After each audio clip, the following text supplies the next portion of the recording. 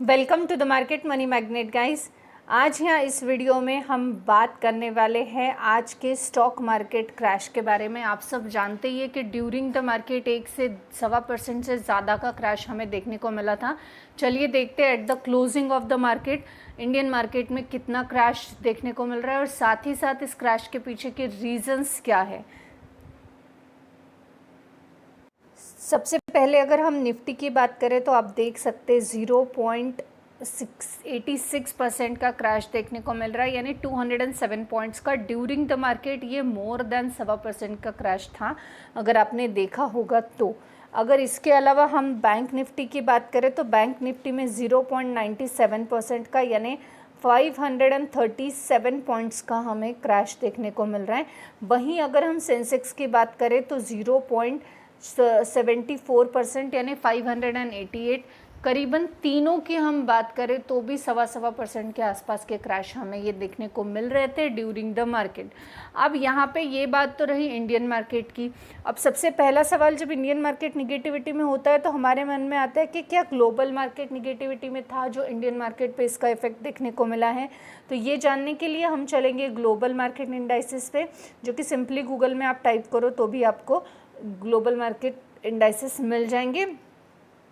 यहाँ पे अगर आप देखेंगे तो जो निफ्टी है ये तो डेफिनेटली इंडियन मार्केट हमें यहाँ नेगेटिविटी में देखने को मिल रहा है, लेकिन यहाँ पे Dow Jones, S&P 500, Nasdaq small cap 2000 की बात करें तो ये ज़बरदस्त तेज़ी में थे कल। आप देख सकते हैं यहाँ 1% से ज़्यादा की तेज़ी, 2%, 2.5% से ज़्यादा की तेज़ी, 2+% की तेज़ी हमें अमेरिकन मार्केट में देखने को मिली। उसके बाद भी मैक्सिमम जो ग्लोबल मार्केट है ये हमें पॉजिटिव में ही देखने को मिल रहा है। फिर ऐसी क्या बात है कि जो इंडियन मार्केट निगेटिव में देखने को मिल रहे हैं, इसके पीछे जो है मेन 4 कॉज देखने को मिल रहे हैं और ये 4 रीजंस के चलते जो है इंडियन मार्केट हमें निगेटिव में देखने को मिला है। तो चलिए हम देखते हैं वो रीजंस कौन से हैं। The first and the most important reason is Pahalgam का जो टेरर अटैक हुआ था उसका सेंटिमेंट्स जो है मार्केट पे, उसका सेंटिमेंट्स देखने को मिला। और जो पहलगाम का टेरर अटैक है इसके ऊपर एक्सपर्ट्स का बोलना है कि जो इंडिया और पाकिस्तान के बिटवीन जो सेंटिमेंट्स है वो डिस्टर्ब होंगे। साथ ही साथ जो टेंशन क्रिएट होने वाला है 2 कंट्रीज़ के बीच में, उसमें एक्सेलेट हो सकता है कि प्राइम मिनिस्टर ने जो बोला है चीज़ कि हम आइडेंटिफाई करेंगे, ट्रैक करेंगे और पनिश करेंगे जो भी सस्पेक्टेड होंगे इस अटैक में उनको। इसके चलते 2 कंट्री के बीच में हमें जो है एक टेंशन का माहौल क्रिएट होता हुआ देखने को मिला। साथ ही साथ हम ये भी बोल सकते हैं कि जो एक अनसर्टेनिटी क्रिएट हुई है जियोग्राफिकल सिचुएशन में, वो भी एक अनफोल्ड है मार्केट सेंटिमेंट्स के लिए। साथ ही साथ एक्सपेक्टेड है कि कॉन्फ्लिक्ट लिमिटेड रहे। अगर कॉन्फ्लिक्ट बढ़ गया तो डेफिनेटली ये चीज़ का इम्पैक्ट हमें आने वाले समय पे भी मार्केट में देखने को मिल सकता है। तो the first and the most important reason जो है ये पहलगाम का टेरर अटैक ही देखने को हमें मिल रहा है। जो सेकेंड रीज़न है वो प्रॉफिट बुकिंग देखने को मिल रही है। एक बात हमेशा याद रखिएगा, क्योंकि मार्केट जो है इसमें एक जैसे इन्वेस्टर्स नहीं होते। कुछ आते हैं लॉन्ग टर्म के लिए, कुछ आते हैं एकदम इंट्राडे ऑप्शंस या स्विंग ट्रेड करने के लिए, कुछ आते हैं शॉर्ट टर्म के लिए। जैसे कुछ लोग आते हैं मार्केट में थोड़ा सा हमें अपवर्ड मूवमेंट देखने को मिला तो एक तो एंटर कर लेंगे, या थोड़ा बहुत क्रैश हुआ तो एंटर कर लेंगे। और जैसे ही मार्केट में एक जो रीज़न मिला उनको, कोई भी, जैसे अभी हमें पहलगाम का जो टेरर अटैक है वो रीज़न मिल गया, मार्केट में फटाफट उन्होंने वहाँ पे प्रॉफिट बुकिंग करना शुरू कर दी। तो प्रॉफिट बुकिंग जैसे होती है वो भी एक हम कॉज बोल सकते हैं कि जिस वो कॉज के चलते भी मार्केट में आज करेक्शन देखने को मिला, क्योंकि एक अच्छे रेल के बाद बहुत से प्रॉफिट बुकिंग करके शॉर्ट टर्म में मार्केट से एग्ज़िट करने वाले भी इन्वेस्टर्स होते हैं। जैसे हम जानते हैं कि लास्ट कुछ दिनों से अच्छा मार्केट रेल कर रहा था, अच्छा खासा जो है पास्ट कुछ दिनों से गेनिंग हो रहा था, तो उसके बाद उस गेनिंग को प्रॉफिट बुकिंग कर निकलने वाले भी बहुत सारे इन्वेस्टर्स होते हैं और ये एक्सपर्ट्स का बोलना है, इट्स नॉट टॉकिंग बाय मी। इसके अलावा तीसरी और मोस्ट इम्पॉर्टेंट रीज़न ये भी है कि ग्लोबल अनसर्टेनिटी जो है ये इंडियन ग्रोथ के आउटलुक पे इम्पैक्टेबल देखने को मिल रही है। यहाँ पर आप देख सकते हैं कि जो माइक्रो इकोनॉमी का आउटलुक है ये साउंड है। कंसर्न है हमारे इकोनॉमिस्ट के लिए कि क्या इम्पैक्ट होगा, ट्रेड वॉर कंटिन्यू रहेगी नहीं रहेगी।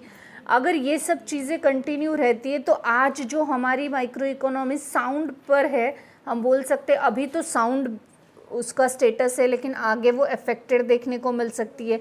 और लार्जली अगर ये अफेक्टेड हुई तो डोमेस्टिक डिमांड जो है ये डेफिनेटली जो जियो माइक्रो इकोनॉमी है उसके हिसाब से इफ़ेक्ट करेगी। और हम ये भी बोल सकते हैं कि फिर आने वाले समय में हम डिविडेंड ये सब चीज़ें एक्सपेक्ट नहीं कर सकते, और ग्लोबल इकोनॉमी जो है स्लो डाउन भी होते हुए देखने को मिल सकती है। और ये सब कब होगा, अगर ये ट्रेड वॉर रुका नहीं तो। लेकिन आज कंडीशन हमारी फिर भी अच्छी है, लेकिन ये एक ग्लोबल अनसर्टेनिटी है और इसके चलते भी आज मार्केट में हमें निगेटिविटी देखने को मिली। क्योंकि एक चीज़ आप ये भी देख सकते हैं, FY26 अप्रैल 23 का जो एक साइटिंग का रिसर्च का डाटा था, उसमें जो ग्लोबल इकोनॉमी है इसको इफेक्टेड होते हुए बताया गया है 0.4% पॉइंट से तो 6.3% तक के इफेक्टेड देखने को मिली है। साथ ही साथ जो IMF है ये भी 6.2% से 6.5% तक हमें देखने को मिला है। तो इसके चलते हम बोल सकते हैं कि आने वाले समय में ग्लोबल अनसर्टेनिटी हो सकती है, और ये एक फियर भी मार्केट को आज रेल डाउन करने में हमें पार्टिसिपेट लेता हुआ देखने को मिला है। अब यहाँ पर अगर हम 4th नंबर की बात करें तो mix Q4 earning fail to boost market sentiment.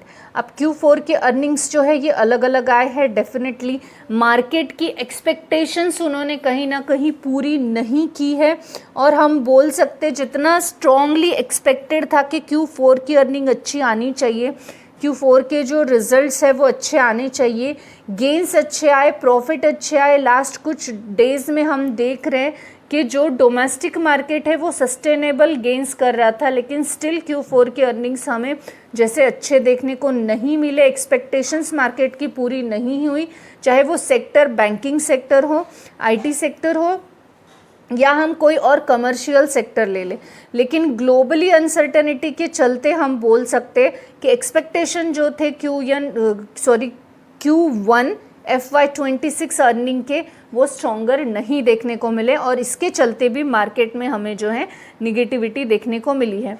इसके अलावा 5th and the most important एक और रीज़न ये भी रहा है कि जो निफ्टी का टेक्निकल फैक्टर है वो 24,350 की रेजिस्टेंस था, और इसके वजह से हम बोल सकते हैं कि 24,450 से 24,500 तक के एक फ्रेश बुलिश मूव आने के चांसेस पॉसिबली थे, जो कि हमें ब्रेकआउट उसके ऊपर होने की वजह से देखने को मिला था। लेकिन कुछ एक्सपर्ट्स का ऐसा बोलना था कि निफ्टी 50 ने जो है इस ब्रेकआउट कैंडल को, या कैंडल इंडिकेटर्स या जितने भी चार्ट होते इन सब में बुलिश एंड बियरिश दोनों भी पॉइंट्स हमें दिखाए, दोनों भी साइड हमें दिखाए, और इस वजह से पॉसिबल है कि 24,350 पर जो रेजिस्टेंस जोन था ये हमें पॉसिबली अप ट्रेंड आता हुआ, रेल करता हुआ देखने को मिला था।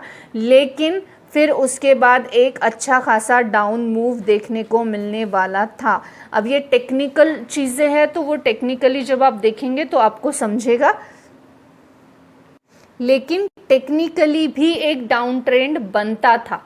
एक अगर टेक्निकली भी आप देखेंगे तो आज एक क्रैश बनता था, और इसके चलते ये क्रैश आया है। इन शॉर्ट इस तरह का ये बोलना है, और ये मैं अभी तक टेक्निकल्स चेक नहीं किए हैं, तो ये हम आर्टिकल जो है ये पढ़कर मैं आपको उसमें से ये कॉज बता रही हूँ।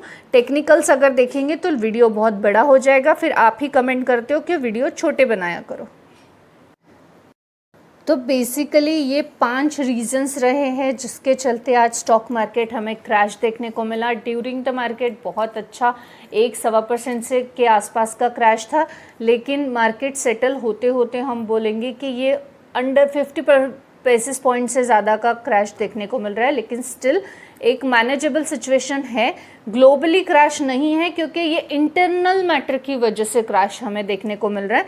तो ये कोई ग्लोबल न्यूज़ की वजह से क्रैश नहीं है, तो एक्सपेक्टेड है जैसे ही इंटरनल मैटर इम्प्रूव होगा वैसे ही मार्केट के सेंटिमेंट्स जो है हम बोल सकते हैं कूल डाउन होकर फिर से रिकवरी आने के चांसेस डेफिनेटली देखने को मिलेंगे।